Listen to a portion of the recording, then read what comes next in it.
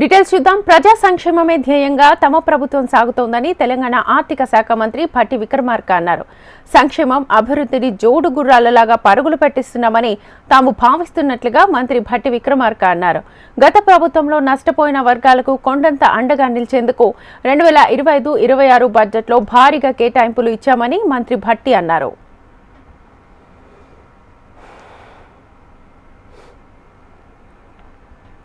2025-26 తెలంగాణ వార్షిక బడ్జెట్ 3,04,965 కోట్లుగా భట్టి అసెంబ్లీలో ప్రతిపాదించారు. వీటిలో రెవెన్యూ వ్యయం 2,26,982 కోట్లు కాగా మూలధన వ్యయం 36,504 కోట్లుగా ఉంది. గత ప్రభుత్వం సృష్టించిన సవాళ్లను ఏడాదిలోగానే దాటేశామని, అందుకు నిదర్శనంగా భారీ కేటాయింపులు చేయగలిగామని అన్నారు. బడ్జెట్లో అత్యధికంగా ఎస్సీ సంక్షేమ శాఖకు 40,232 కోట్లు కేటాయించగా అత్యల్పంగా దేవాదాయ శాఖకు 190 కోట్లు మాత్రమే కేటాయించారు. ఆ తర్వాత పంచాయతీరాజ్ శాఖకు 31,605 కోట్లు ప్రతిపాదించారు. వ్యవసాయ శాఖకు 24,439 కోట్లు లొకేట్ చేయగా ఇక ప్రతి ఏడాది రైతు భరోసా కింద ఎకరానికి 12,000 రైతులకు అందజేయాలని, ఈసారి బడ్జెట్లో 18,000 కోట్లు రైతు భరోసా పథకానికి కేటాయించాలని నిర్ణయించారు. ప్రతి నియోజకవర్గంలో ఒక యంగ్ ఇండియా ఇంటర్నేషనల్ స్కూల్ ఏర్పాటు చేసే ప్రణాళికలో భాగంగా విద్యాశాఖకు 23,108 కోట్లను కేటాయించారు. ఉపాధి కల్పన కోసం 900 కోట్లు కేటాయించగా పౌర సరఫరాల శాఖకు 5,734 కోట్లు ప్రతిపాదించారు.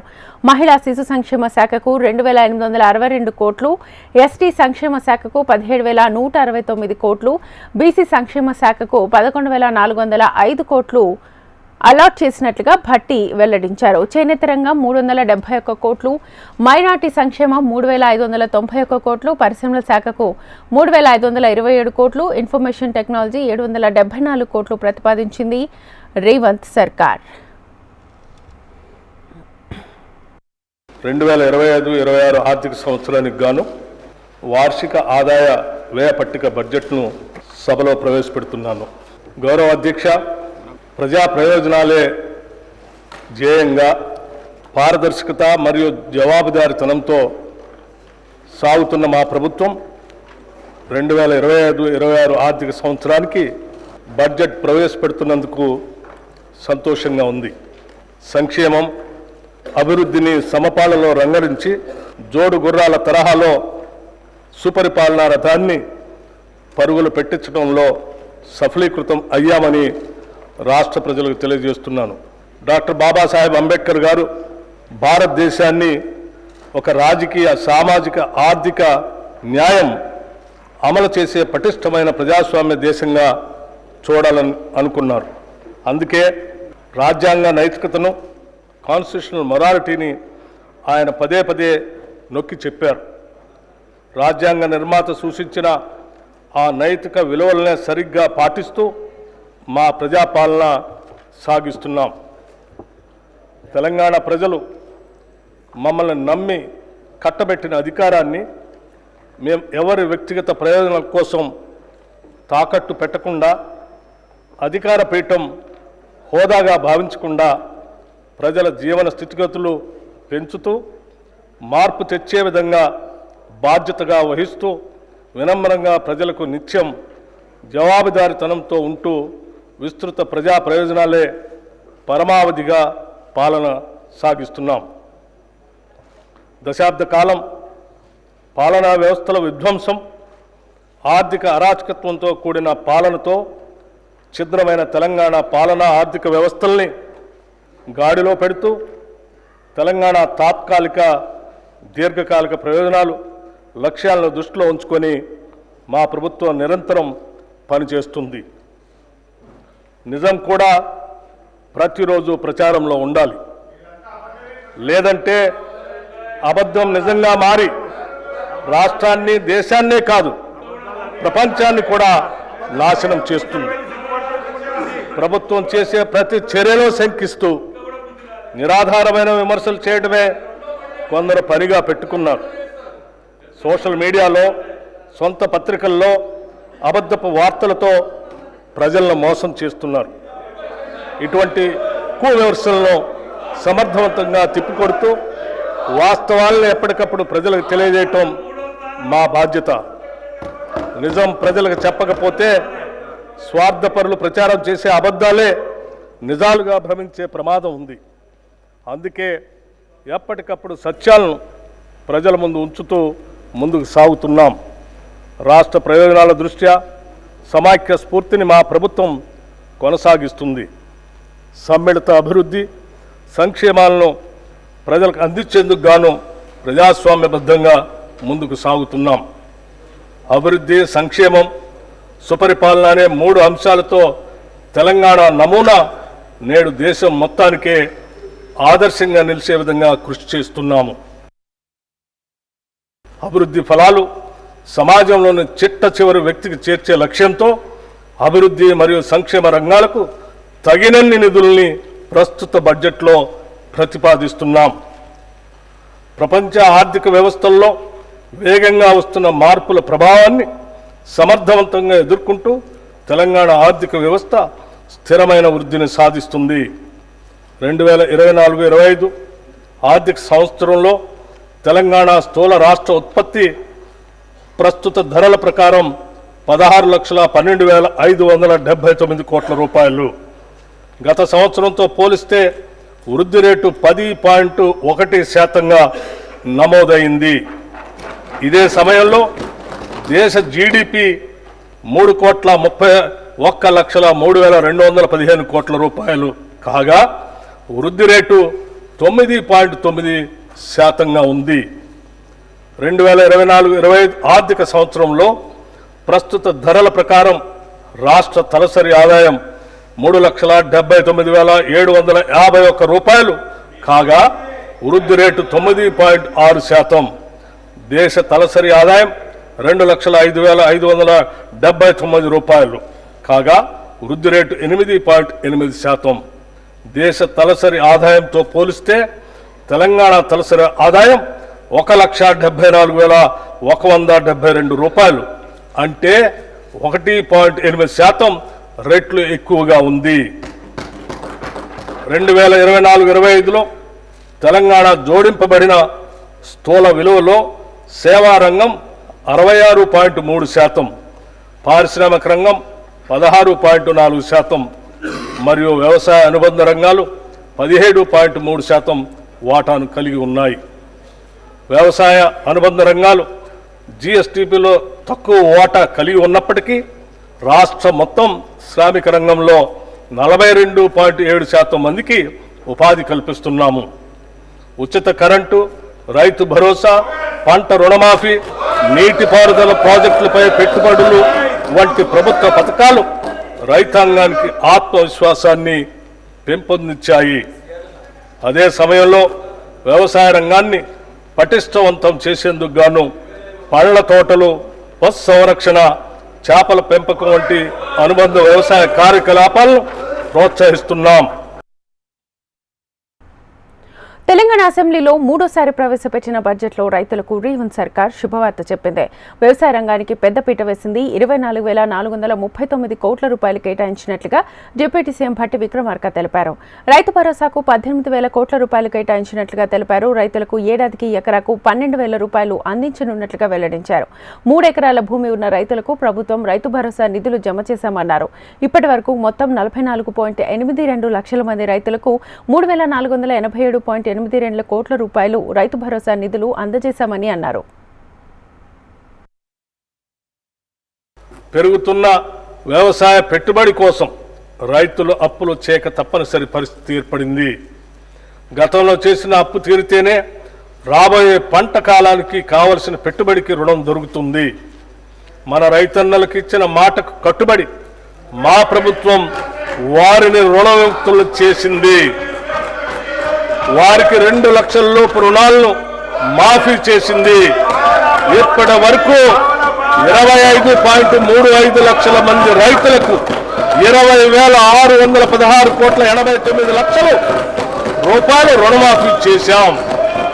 దీనివల్ల రైతులు మళ్లీ వ్యవసాయ రుణాలు పొందటానికి మార్గం సుగమమైంది. ఈ భారీ రుణమాఫీతో తెలంగాణ రాష్ట్రంలోని రైతుల ఆర్థిక మరియు సామాజిక స్థితిగతులు మెరుగుపరిచేందుకు బాటలు వేశాం. రాష్ట్రంలోని రైతులు ఎరువులు, విత్తనాలు, వ్యవసాయ పనిముట్లు కొనుగోలు చేసేందుకు పెట్టుబడి సాయంగా మా ప్రభుత్వం 2025 జనవరి 26వ తేదీన తెలంగాణ రైతు భరోసా పథకాన్ని ప్రారంభించింది. ఈ పథకం కింద రైతులకి ఏడాదికి ఎకరానికి 12,000 రూపాయలు అందుతాయి. ప్రజాధనం. తెలంగాణ బడ్జెట్లో విద్యకు అధిక ప్రాధాన్యత కల్పించినట్లుగా సీఎం భట్టి విక్రమార్క తెలిపారు. ప్రస్తుతం ఉన్న గురుకుల పాఠశాలలను సమర్థవంతంగా నిర్వహించడంతో పాటు యంగ్ ఇండియా ఇంటిగ్రేటెడ్ స్కూల్స్ తీసుకొస్తున్నట్లుగా ప్రకటించారు. ఇందుకోసం 11,600 కోట్ల రూపాయలు కేటాయిస్తున్నట్లుగా వెల్లడించారు. ప్రైవేట్ పాఠశాలలకు దీటుగా విద్యను అందించే విధంగా ఆధునిక వసతులు కల్పించినట్లుగా భట్టి తెలిపారు. డాక్టర్ బిఎం అంబేద్కర్ కలలు గన్న విద్యా వ్యవస్థను మేము సృష్టించబోతున్నాము. దీనికోసమే రాష్ట్ర వ్యాప్తంగా ఒకేసారి 58 యంగ్ ఇండియా ఇంటిగ్రేటెడ్ రెసిడెన్షియల్ పాఠశాలల నిర్మాణానికి 11,600 కోట్ల రూపాయల అనుమతులు మంజూరు చేయటం జరిగింది. మేము తీసుకున్న ఈ నిర్ణయం ఒక చారిత్రాత్మకం. ప్రతి నియోజకవర్గంలో కనీసం ఒక ఇండియా రెసిడెన్షియల్ స్కూల్ ని ప్రారంభిస్తాం. ఈ ఇంటిగ్రేటెడ్ స్కూల్స్ 20 నుంచి 25 ఎకరాల విస్తీర్ణంలో నిర్మించబడతాయి. విద్యా రంగంలో వస్తున్న మార్పులకి అనుగుణంగా ఆధునిక వసతులతో ప్రైవేటు పాఠశాలకు దీటైన విద్యను అందించేందుకు వీటిని అభివృద్ధి చేస్తున్నాం. ఆడిటోరియాలు, dining halls, digital class rooms, క్రీడా మైదానాలు, క్రికెట్ మరియు ఫుట్బాల్ గ్రౌండ్స్ లాంటి ఆధునిక సదుపాయాలు అందుబాటులో ఉంటాయి. విద్యార్థుల నిరంతర పర్యవేక్షణకు వీలుగా ఈ పాఠశాల ప్రాంగణాల్లోనే బోధనా సిబ్బందికి నివాస సముదాయాలు కూడా ఏర్పాటు చేస్తున్నాం. ఈ స్కూళ్లలో పవన మరియు సౌరశక్తిని విరివిగా వినియోగిస్తాం. ఈ స్కూళ్లలోని విద్యార్థులకు వసతి. నిరుపేదలకు ఆరోగ్య భద్రతను కల్పించేందుకు రాజీవ్ ఆరోగ్యశ్రీ పథకం అమలు చేస్తున్నామని ఆర్థిక మంత్రి భట్టి విక్రమార్క తెలిపారు. ఉచిత వైద్య పరిమితిని 5 లక్షల నుంచి 10 లక్షలకు పెంచినట్లుగా ప్రకటించారు. ఆరోగ్యశ్రీ పరిధిలోకి వచ్చే చికిత్సల ధరలు కూడా 20% పెంచామని అన్నారు. రాష్ట్రంలోని నిరుపేదలకు ఆరోగ్య భద్రత కల్పించే ధ్యేయంతో రూపొందిన రాజీవ్ ఆరోగ్యశ్రీ పథకాన్ని చేతిలో భాగంగా అమలు చేస్తున్నాం.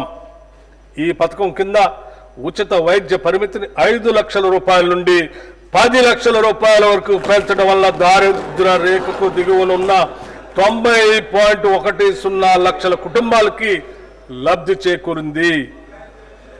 వైద్య వ్యయ పరిమితిని పెంచడంతో పాటు ఆరోగ్యశ్రీ పరిధిలోకి వచ్చే 1,375 వైద్య చికిత్సల ధరలను కూడా 20% పెంచాం. అదనంగా 163 రకాల చికిత్సలను. రాష్ట్రంలో అర్హులైన వారందరికీ రేషన్ కార్డులు అందజేస్తున్నట్లుగా డిప్యూటీ సీఎం భట్టి విక్రమార్క తెలిపారు. పౌర సరఫరాల శాఖకు బడ్జెట్లో 5,734 కోట్ల రూపాయలు కేటాయించినట్లుగా భట్టి తెలిపారు. తెలంగాణ అవతరించిన తర్వాత ఎంతో మంది పేదలు నూతన రేషన్ కార్డు కొరకు ఆశగా వేచి చూసినా గత ప్రభుత్వం వారిని పట్టించుకోలేదు. కనీసం కొత్త కుటుంబ సభ్యుల పేర్లను కూడా రేషన్ కార్డులో జత చేయలేదు. ప్రజల ఆకాంక్షలను గుర్తించిన మేము అర్హులైన వారందరికీ రేషన్ కార్డులు ఇవ్వాలని, వారికి సన్నబియ్యం కూడా ఇవ్వాలని నూతన రేషన్ కార్డులు జారీ మరియు అదనపు కుటుంబ సభ్యుల పేర్లను నమోదు చేసే ప్రక్రియ ఈ సంవత్సరం జనవరి 26 నుండి ప్రారంభించాం. పౌర సరఫరా శాఖకి ఈ బడ్జెట్లో 5,734 కోట్ల రూపాయలు ప్రతిపాదిస్తున్నాం. హైదరాబాద్ కాలుష్యరహిత నగరంగా తీర్చిదిద్దుతున్నామని భట్టి విక్రమార్క తెలిపారు. ఆధునిక సాంకేతిక పరిజ్ఞానంతో క్లీన్ ఎనర్జీ సుస్థిర అభివృద్ధిగా రూపొందిస్తున్నామని అన్నారు. హైదరాబాద్ నగరం ఐటీ రంగంలో అగ్రగామిగా నిలిచిందన్నారు. ఉపాధి అభివృద్ధికి దోహదపడుతుందన్నారు. తెలంగాణలో శ్రామిక శక్తి 68% ఉండగా దేశీయ సగటు 64.3% మాత్రమే ఉందని అన్నారు.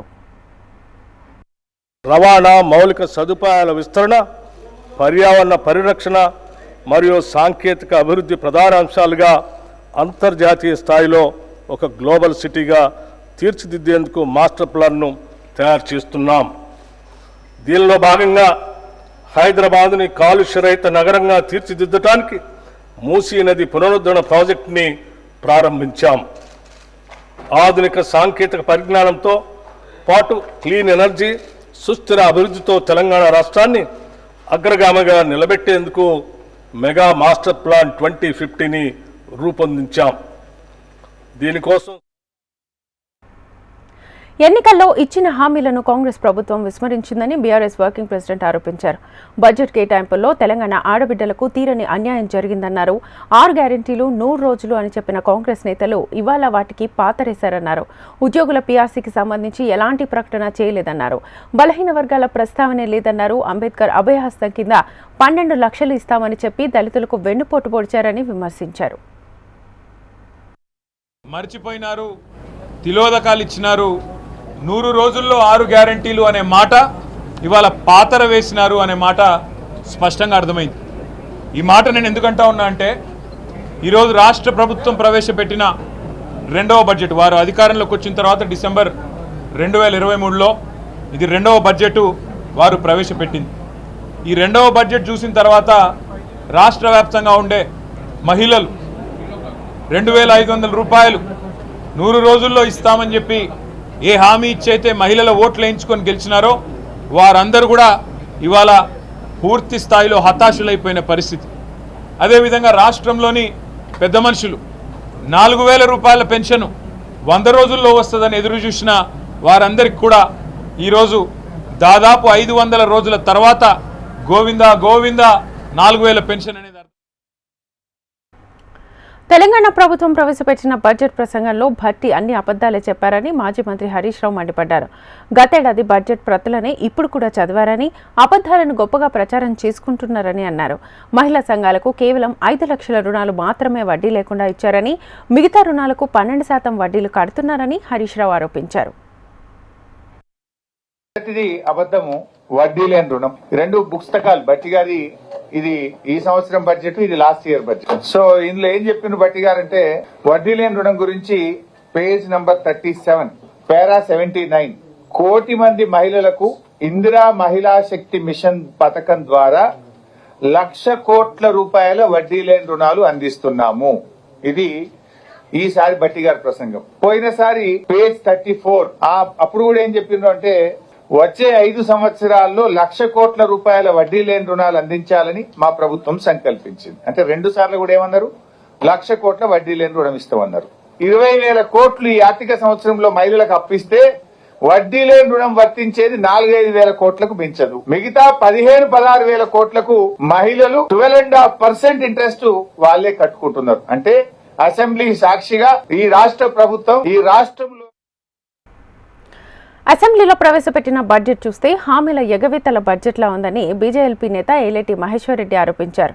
ఇది మొండి చేయి ఇచ్చే బడ్జెట్ అని, కేవలం 36,000 కోట్లతో అభివృద్ధి ఎలా సాధ్యమో డిప్యూటీ సీఎం భట్టి విక్రమార్క చెప్పాలన్నారు. రాష్ట్ర అప్పులు మరింతగా పెరిగే సూచికగా బడ్జెట్ ఉందని, ఇన్ని రకాలుగా అప్పులు చేసినా ఏం అభివృద్ధి చేశారని ప్రభుత్వాన్ని ప్రశ్నించారు. మహిళలకు ఇస్తామన్న హామీలు ఎందుకు పొందుపరచలేదో చెప్పాలని మహేశ్వర్ రెడ్డి డిమాండ్ చేశారు.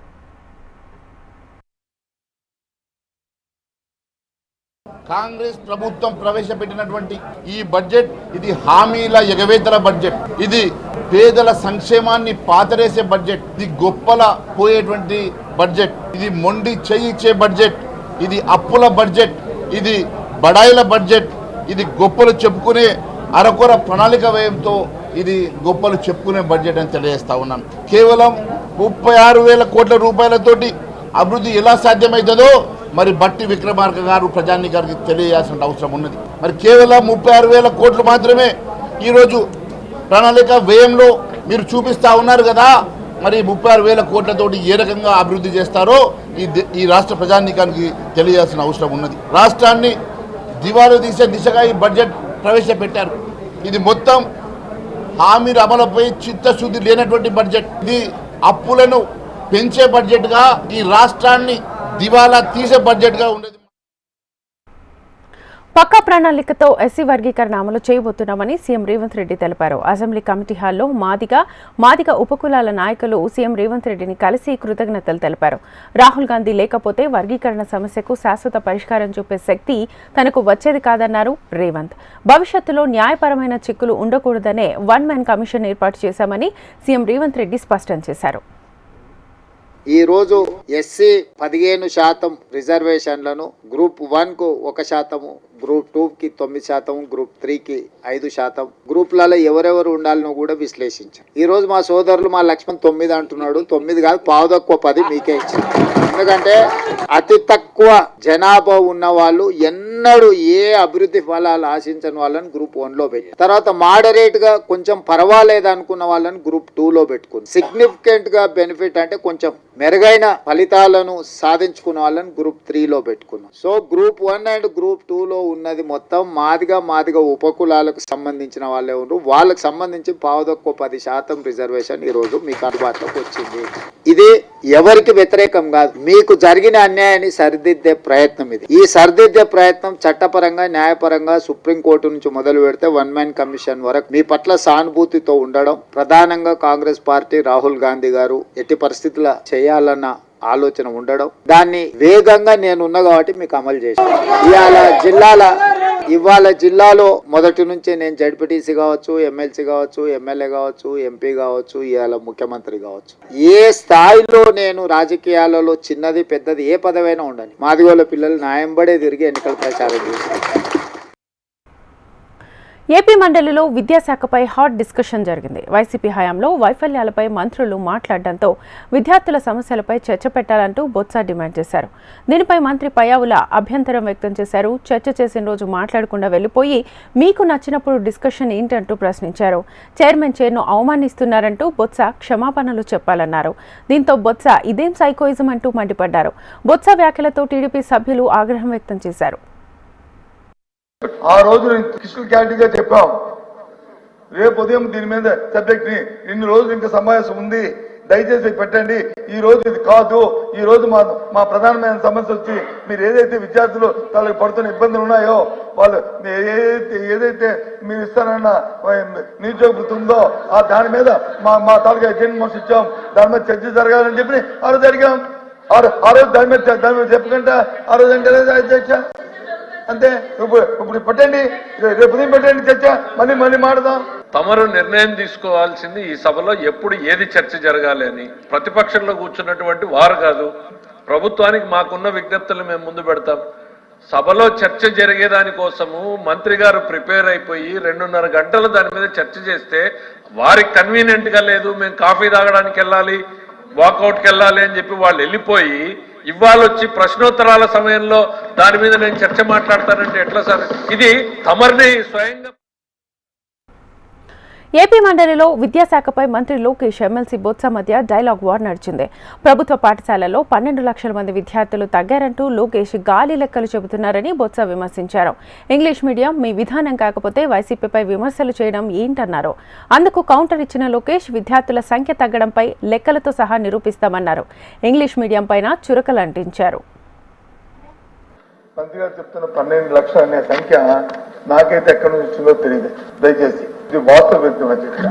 మొత్తం మనం ఎక్కడ మోడల్ రాష్ట్రం నుంచి తీసుకున్నప్పటికీ కూడా ఏ రోజు కూడా 12 లక్షల స్టూడెంట్స్ వచ్చి ప్రభుత్వ పాఠశాల నుంచి ప్రైవేట్ పాఠశాల బదిలీ అనే సందర్భం ఏనాడు రాలేదు అధ్యక్ష. 12 లక్షల మంది విద్యార్థులు తగ్గారు. I stand by my word. Botcha గారు నేను సూటిగా ప్రశ్న ఇచ్చేది, ఆయన మంత్రులు ఉన్నప్పుడు ఎంతమంది పిల్లలు చదివారో చెప్పమనండి అధ్యక్ష. ఎంతమంది పిల్లలు చదివారని చెప్పమనండి స్కూల్ ఎడ్యుకేషన్ లో, అప్పుడు తెలుస్తుంది. 12 లక్షల మంది పిల్లలు తగ్గారు. ఐఎమ్ రెడీ ఫర్ డిస్కషన్ దాని గురించి. ఎక్కడ తగ్గారు, ఏ పాఠశాలలో తగ్గారు, ఎక్కడికి వెళ్ళారు, ఆ ప్రైవేట్ స్కూళ్ళ సంఖ్య ఎక్కడ పెరిగిందో మేము చెప్తాం అధ్యక్ష. అంతేకాదు అధ్యక్ష, అన్నట్టు నేను చెప్పా డ్రాప్ బాక్స్ విధానం ఉందని. ఆన్లైన్ సిస్టమ్ లో పిల్లలు ఏ పాఠశాలలో ఉండాలి, కావాలని గ్రాస్ ఎన్రోల్మెంట్ రేషియో పెంచేదానికి పిల్లలు తీసుకెళ్లి డ్రాప్ బాక్స్ లో పెట్టారండి. 1,00,000 మంది పిల్లలు 15 సంవత్సరాల కన్నా ఎక్కువ వయసు కలిగిన పిల్లలు స్కూల్ ఎడ్యుకేషన్ లో ఉన్నారని చెప్పారండి.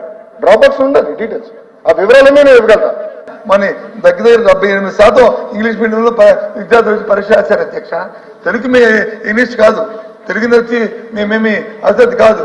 కానీ తెలుగుతో పాటు ఏదైతే ఇంటర్నేషనల్ లాంగ్వేజ్ ఉందో ప్రపంచం అంతా కూడా ఎక్కడికి వెళ్తే ఆ విద్యార్థి కానీ ఆ వ్యక్తి కానీ సర్వే అవ్వాలి, బతుకు తెరుగు రావాలి అంటే ఇప్పుడు వచ్చి కమ్యూనికేషన్ అవసరం అధ్యక్ష. కమ్యూనికేషన్ అవసరం. ఆ కమ్యూనికేషన్ ని కింద స్థాయి నుంచే తీసుకురావాలనే ఉద్దేశంతో ఒక ప్రభుత్వ విధానంగా తీసుకున్నాం తప్ప ఇంకో ఆలోచన లేదు. అధ్యక్ష టోఫల్ గురించి మాట్లాడుతున్నారు. I'm asking sir straight question. National achievement survey మీరు ఒక్కసారి చూస్తే 2017లో ఇంగ్లీష్ లో భారతదేశంలో 4వ స్థానంలో ఉన్న అధ్యక్ష, మళ్ళీ 14వ స్థానానికి ఎందుకు పడిపోయామండి? సమాధానం చెప్పండి సార్. టోఫల్ గురించి మాట్లాడుతున్నారే, సోషల్ సైన్స్ 6వ స్థానం నుంచి 10th క్లాస్ గురించి చెప్తున్నా అధ్యక్ష, 6వ స్థానం నుంచి 24వ స్థానానికి ఎట్లా పడిపోయాం అధ్యక్ష? What is your contribution in IB? IB అధ్యక్ష ఒక రిపోర్ట్ కోసం, కేవలం ఒక రిపోర్ట్ కోసం అంటే కన్సల్టింగ్ రిపోర్ట్ కోసం 4.86 కోట్ల రూపాయలు ఖర్చు పెట్టారు అధ్యక్ష. మళ్ళీ ఐబీ కరికులం మీరు అమలు చేస్తారని ఎట్లా చెప్తారు? మీరు ఏ స్కూల్ అమలు చేశారు సార్ మీరు ఐబీ? చెప్పండి సార్. ఏ స్కూల్ పలానా స్కూల్లో మేము ఐబీ తీసుకొచ్చాం అని చెప్పండి. ఒక్క స్కూల్లోనే చెప్పండి. ఒక రిపోర్ట్ కోసం మీరు 5 కోట్ల రూపాయలు ఖర్చు పెట్టారు. యూపీఐ లావాదేవీలు 210 లక్షల కోట్ల రూపాయలకు చేరుకున్నాయని కేంద్ర మంత్రి అశ్విని వైష్ణవ్ వెల్లడించారు. 2000 కంటే తక్కువ విలువ కలిగిన లావాదేవీలకు ఎలాంటి ఛార్జీలు లేవని ఈ సందర్భంగా ఆయన గుర్తు చేశారు. అయితే ప్రస్తుత యూపీఐ విధానంలో కస్టమర్ బ్యాంక్, ఫిన్టెక్ సంస్థ, పేమెంట్ సర్వీస్ ప్రొవైడర్, యాప్ సంస్థ ద్వారా 4 అంచెల్లో లావాదేవీలు జరుగుతున్నాయని వివరించారు. తద్వారా లావాదేవీల్లో ఛార్జీలను భరించాల్సి వస్తోందని పేర్కొన్నారు. 1500 కోట్లు ఇన్సెంటివ్ రూపంలో చిన్న లావాదేవీలకు ఛార్జెస్ లేకుండా చేస్తున్నామన్నారు కేంద్ర మంత్రి అశ్విని వైష్ణవ్. బుధవారం న్యూఢిల్లీలో ప్రధాని మోదీ అధ్యక్షతన కేంద్ర కేబినెట్ సమావేశమైంది. ఈ సమావేశం ముగిసిన అనంతరం కేబినెట్లో తీసుకున్న పలు నిర్ణయాలను కేంద్ర మంత్రి అశ్విని వైష్ణవ్ వెల్లడించారు. जो इतना बड़ा इसकी ग्रोथ हुई है पेमेंट्स सिस्टम की, 210 लाख करोड़, अपनी इकोनॉमी करीब 325 लाख करोड़ की है, 210 लाख करोड़ के पेमेंट्स यूपीआई से अभी हो रहे हैं और एक सिग्निफिकेंट यूपीआई ट्रांजैक्शंस का नंबर. ఇతర దేశాలపై టారిఫ్లు, ఆంక్షల విధింపులకు కేంద్ర విదేశాంగ మంత్రి ఎస్ జయశంకర్ కీలక వ్యాఖ్యలు చేశారు. ఎవరికి నచ్చినా నచ్చకపోయినా ఆ నిర్ణయాలు నిజమేనన్నారు. శక్తివంతమైన దేశంగా మారే క్రమంలో వాణిజ్య సంబంధాలు కీలక పాత్ర పోషిస్తున్నాయని అభిప్రాయపడ్డారు. ఢిల్లీలో జరుగుతున్న రైసినా డైలాగ్ 2025లో కేంద్ర మంత్రి ఈ వ్యాఖ్యలు చేశారు. అమెరికా అధ్యక్షుడు డొనాల్డ్ ట్రంప్ అధికారంలోకి వచ్చినప్పటి నుంచి పలు దేశాలపై సుంకాలతో విరుచుకుపడుతున్నారన్నారు. ఈ నేపథ్యంలోనే వాణిజ్య పరిమితులు, టారిఫ్లు, ఆంక్షలు వంటి వాటికి భారత విదేశాంగ విధానంలో చోటుందని జయశంకర్ కు ఎదురైన ప్రశ్నకు ఆయన ఈ మేరకు సమాధానమిచ్చారు.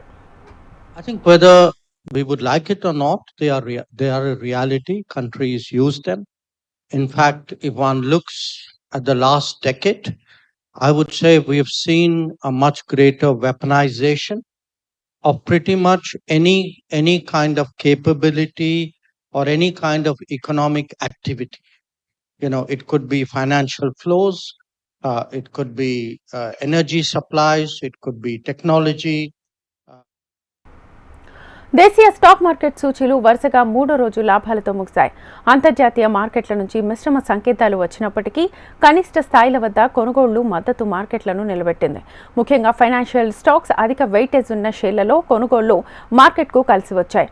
అయితే ఐటీ, ఎఫ్ఎంసీజీ షేర్లు అమ్మకాల ఒత్తిడిని ఎదుర్కొన్నాయి. ఇవి మినహా మిగిలిన అన్ని రంగాల షేర్లు లాభాల్లో ముగిశాయి. Nifty small cap, Nifty mid cap సూచీలు 2% మేర రాణించాయి. సెన్సెక్స్ 75,473 పాయింట్ల వద్ద లాభాలతో ప్రారంభమైంది. ట్రేడింగ్లో మొదటి నుంచే లాభదాయక ఒరవడి కొనసాగింది. ఇంట్రాడేలో 75,568 వద్ద గరిష్ట స్థాయిని తాకిన సూచీ చివరికి 147 పాయింట్ల లాభంతో 75,449 పాయింట్ల వద్ద ముగిసింది.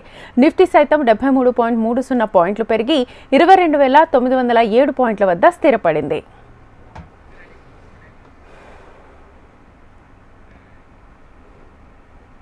ఇది ఇవాల్టి prime time news. Keep watching HM TV.